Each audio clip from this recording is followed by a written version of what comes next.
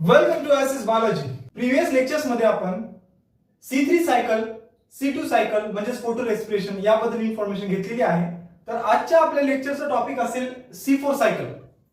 याच सायकलला आपण हॅच अँड स्लॅक पाथवे म्हणतो, कारण या सायंटिस्टने या सायकलची डिस्कवरी केलेली होती. प्रिव्हियस लेक्चर्स मध्ये आपण बघितलो, जेव्हा आपण C3 सायकल स्टडी करत होतो त्यामध्ये ऍटमॉस्फिअर मध्ये प्रेझेंट असणारा CO2 जेव्हा क्लोरोप्लास्ट मध्ये एंटर होतो त्यावेळेस त्या CO2 चं कन्व्हर्जन ग्लुकोज मध्ये करण्यात येतं बाय दी केल्विन सायकल.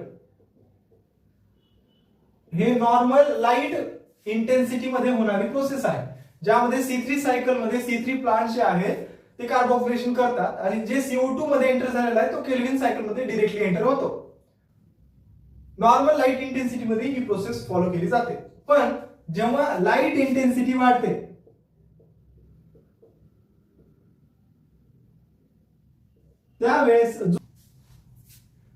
त्यावेळेस फोटोलायसिस वाढतं आणि फोटोलायसिस वाढल्यामुळे ऑक्सिजनचं कॉन्सन्ट्रेशन इन्क्रीज होतं आणि Rubisco enzyme instead of doing carboxylation it undergoes oxygenation process आणि त्यामुळे C2 सायकल चालू होते. त्यालाच आपण फोटो रेस्पिरेशन म्हणतो.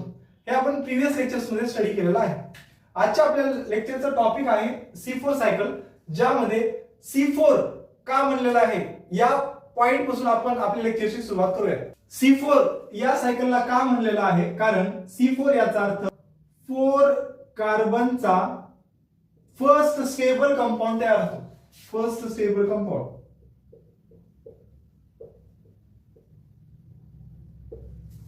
4 कार्बनचा असेल. तो कोणता आहे ते आपल्याला पाथवे बघितल्यानंतर समजेल. आता आपल्याला एक कन्सेप्ट माहिती पाहिजे की आपण एखाद्या प्लांटची अॅनाटॉमी स्टडी करत असू त्यावेळेस आपल्याला समजतं की एखाद्या प्लांटच्या सगळ्यात वरची लेअर असते इपिडर्मल लेअर, तर आपण इपिडर्मिस म्हणतो. त्यानंतर त्यामध्ये अशी ही स्टोमॅटल ओपनिंग असेल आणि त्यामध्ये मेसोफिल सेल्स प्रेझेंट असतील, ज्याला आपण ग्रीन सेल्स म्हणतो, जे फोटोसिंथेसिस करतात.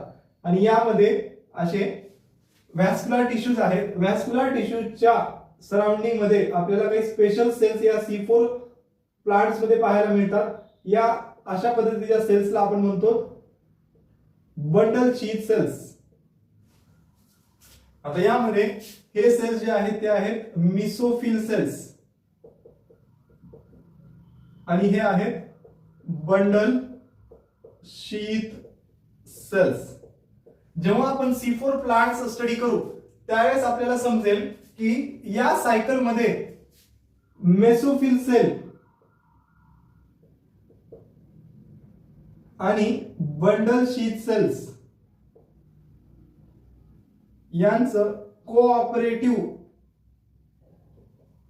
वर्किंग होते.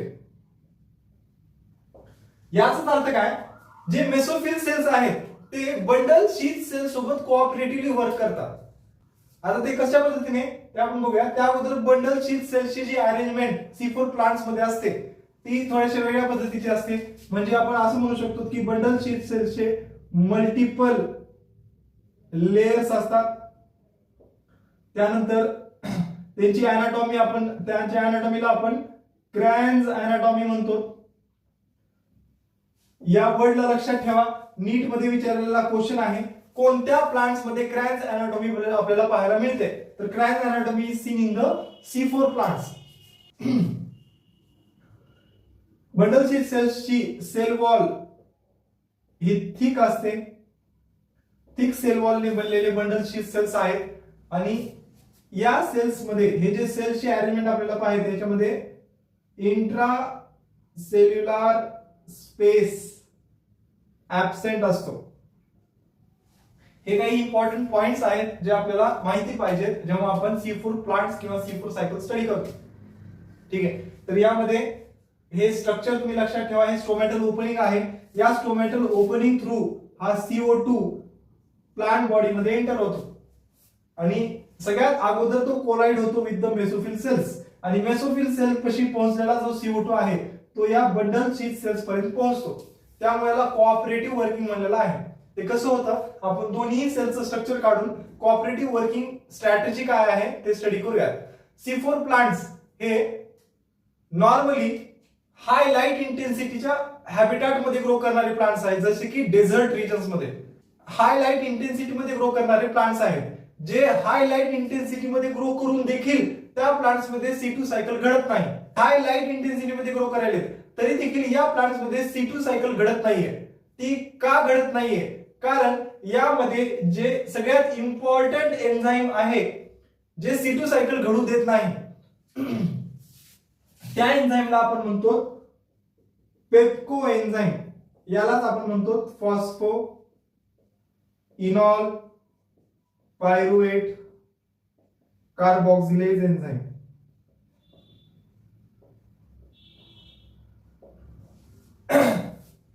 C4 सायकल मध्ये 2 वेळेस कार्बोक्सिलेशन केलं जातं. 2 times carboxylation occurs in the C4 cycle. 2 carboxylation steps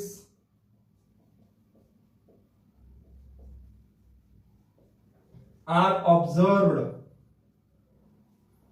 ठीक आहे, तर असे काही इम्पॉर्टंट पॉइंट्स आपल्याला लक्षात ठेवणं गरजेचं आहे.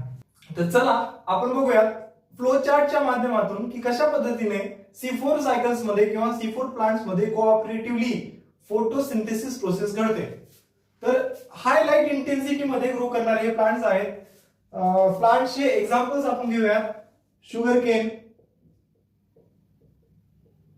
सॉर्गम, मेज, असे काही एक्झाम्पल्स तुम्ही लक्षात ठेवा. जे प्लांट्स हाय लाईट इंटेन्सिटी मध्ये ग्रो करतात तरी देखील त्यांच्यामध्ये फोटो रेस्पिरेशन घडत नाही. ते का? कारण मेसोफिल नावाचा एक फ्रेंड बंडल शीथ सेल्स कडे आहे. म्हणजे त्या प्लांट बॉडी मध्ये 2 प्रकारचे सेल्स आपल्याला दिसतात. त्यामध्ये फर्स्ट सेल आहे मेसोफिल सेल, जे स्टोमॅटाच्या कॉन्टॅक्ट मध्ये असते. ऍटमॉस्फिअर मधून आलेला जो CO2 आहे तो पहिल्यांदा कोलाइड होतो with the mesophyll cell. Mesophyll cell कडे आलेला जो CO2 आहे तो देऊन टाकतो बंडल शीथ सेलला. का? कारण बंडल शीथ सेल मध्ये लाईट इंटेन्सिटीमुळे ऑक्सिजनचं जे कॉन्सन्ट्रेशन वाढत आहे त्यामुळे ऑक्सिजनेशन घडू नये म्हणून CO2 चं कॉन्सन्ट्रेशन वाढवलं जातं बाय द मेसोफिल सेल्स. त्यामध्ये मी असे 2 सेल्स काढेल. या सेल्स मध्ये हे ऍटमॉस्फिअर मधून येणारा CO2 आहे. त्या CO2 ला हे इथे CO2 या सेलला मिळालेला ही असेल मेसोफिल सेल आणि हे असेल बंडल शीथ सेल.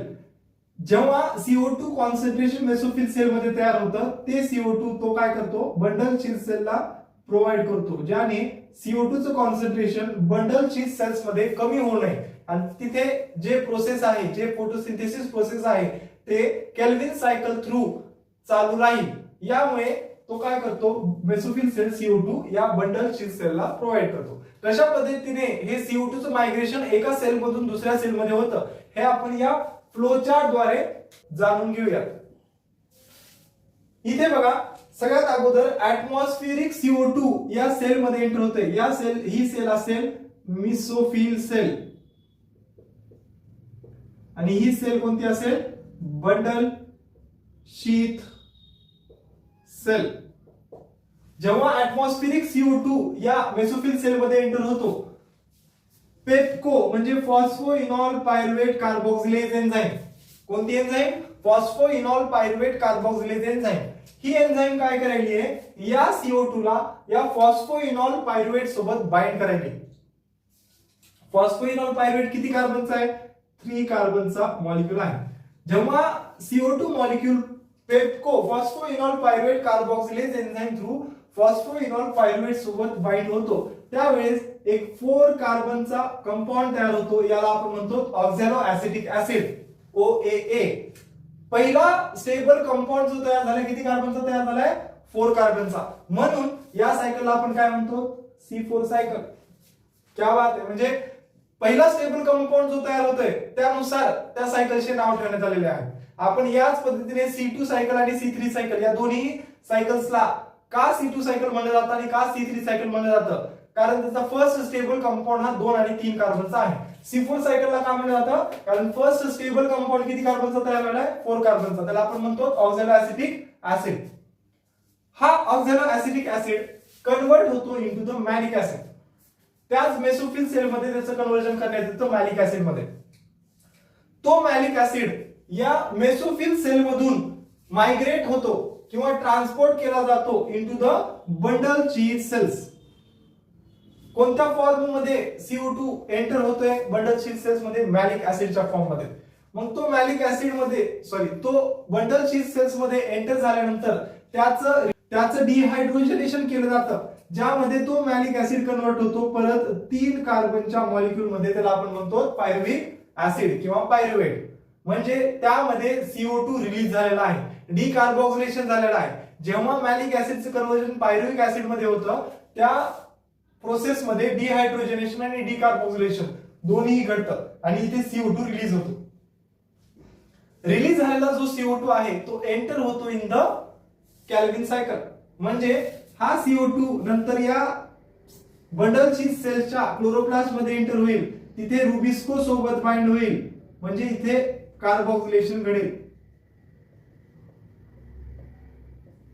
पायरुवेट जो तयार झालाय तो परत मेसोफिल सेल मध्ये एंटर होतो. त्या मेसोफिल सेल मध्ये त्याचं कन्व्हर्जन परत फॉस्फोइनॉल पायरुवेट मध्ये करण्यात येतं.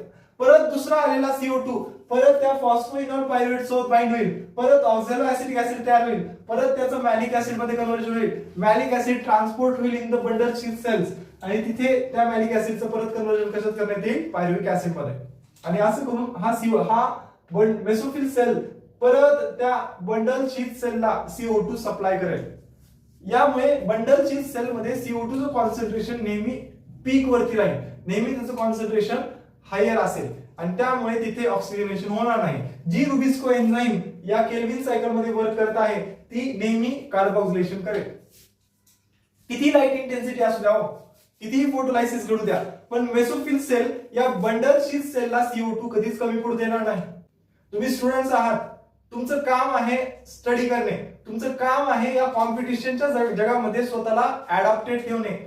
या कॉम्पिटिशनच्या तुम्ही स्टुडंट आहात, तुमचं एक कर्तव्य आहे की आपले पॅरेंट्स आपल्याला ज्या काही गोष्टी अवेलेबल करून द्यायलेत त्यानुसार आपलं स्टडी करणं फक्त एकमेव उद्देश असला पाहिजे. आपले पॅरेंट्स आपल्याला काहीच कमी पडू देत नाहीयेत, आपल्या स्टडीसाठी ते काहीही करायला तयार आहेत. जसं मेसोफिल सेल बंडल चीज सेलला CO2 सप्लाय करायला आहे, तसेच आपले पॅरेंट्स पण आपल्याला घडवण्यासाठी सगळ्या गोष्टी आपल्याला सप्लाय करत आहेत. त्यामुळे त्यांच्या कष्टाची जाणीव ठेवा. आपल्या पॅरेंट्सच्या कष्टामुळे आपण आहोत. आपण आज जे काही फॅसिलिटीज आपल्याला मिळत आहेत ते आपल्या पॅरेंट्समुळे मिळत आहेत. ह्या गोष्टीची जाणीव नेहमी ठेवा आणि अभ्यासाकडे लक्ष द्या. आपण जर मिडल क्लास फॅमिलीकडून बिलॉंग करत असू तर आपल्याकडे एकमेव हत्यार आहे, एकमेव वेपन आहे, ते आहे शिक्षण. त्यामुळे शिक्षण घेतलात तर तुम्ही घडणार आहात. त्यामुळे या गोष्टीकडे दुर्लक्ष करू नका. खूप स्ट्रगल करा, खूप रिव्हिजन करा, खूप कष्ट करा, जेणेकरून तुमच्या पॅरेंट्सने तुम्हाला प्रोव्हाइड केलेल्या सगळ्या गोष्टीचं सार्थक होईल. ठीक आहे, चला आपल्या पॉइंटकडे वापस येऊया. CO2 इथे रिलीज झाला, रुबिस्को सोबत बाइंड झाला, कॅल्व्हिन सायकल मध्ये एंटर झाला. C4 सायकल मध्ये 2 ठिकाणी कार्बोक्सिलेशन होतं. फर्स्ट कार्बोक्सिलेशन मेसोफिल सेल मध्ये या ठिकाणी होतं, जे कार्बोक्सिलेशन पेप्को एन्झाईम करायची. कोणती enzyme? PEPCO enzyme, phosphoenol pyruvate carboxylase enzyme. आणि सेकंड कार्बोक्सिलेशन कुठे घडायले? तर या ठिकाणी बंडल चीज सेल मध्ये सेकंड कार्बोक्सिलेशन घडत आहे. आलेला CO2 मेसोफिल सेल मध्येच केल्व्हिन सायकल मध्ये एंटर का होत नाही? हा पण आपल्याला प्रश्न पडला पाहिजे. इथला जो CO2 आहे तो डायरेक्ट केल्व्हिन सायकल मध्ये एंटर का होत नाही? कारण जो CO2 या मेसोफिल सेल मध्ये एंटर होत आहे त्या मेसोफिल सेलकडे रुबिस्को एन्झाईमच नाही. कोणती एन्झाईम आहे मग? Phosphoenol pyruvate carboxylase enzyme. आणि रुबिस्को एन्झाईम कुठे प्रेझेंट आहे? तर या बंडल शीथ सेल मध्ये प्रेझेंट आहे. त्यामुळे इथे कार्बोक्सिलेशन घडतं, रुबिस्को एन्झाईम CO2 सोबत बाइंड होते आणि केल्व्हिन सायकल घडते आणि अशा पद्धतीने फोटोसिंथेसिस होतं in the high light intensity.